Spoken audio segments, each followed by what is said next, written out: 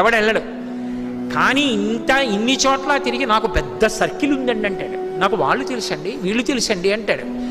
ఆఖరణ ప్రాణం పోయాక వెనక వచ్చేవాళ్ళు ఎవరు రారు అని తన శరీరమే కాలిపోతుంటే చూసుకుని ఏడుస్తాడు. చీకటి పడిపోతే అయ్యో ఓపిక ఉన్నప్పుడు ఒక్క రోజు గుడికి వెళ్ళలేదురా, ఓ ప్రవచనం వినలేదురా, ఓ ప్రదక్షిణం చేయలేదురా, ఓ పూజ చేయలేదురా అని అప్పుడు ఏడుస్తూ ఉంటాడు. ఎవరు ఊరుకోబెట్టేవాళ్ళు ఎవరు ఉండరు. అప్పుడు అక్కడ ఎవరూ లేకపోతే చచ్చిపోయిన వాడు ఏడిచి 1000 మాటలు చచ్చిపోతాడని నేనున్నాను, ఏడవకురా, ఇంకో శరీరం ఇస్తానని చెప్పడానికి అక్కడ కూర్చున్నాను పార్వతి అన్నాడు.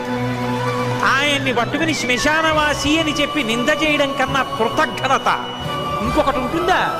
అంతకన్నా అసహ్యకరమైన విషయం ఇంకోటి ఉంటుందా? అలా అన్నవాడు అసలు మనుష్యుడు అనిపించుకోవడానికి వాడు యోగ్యుడే.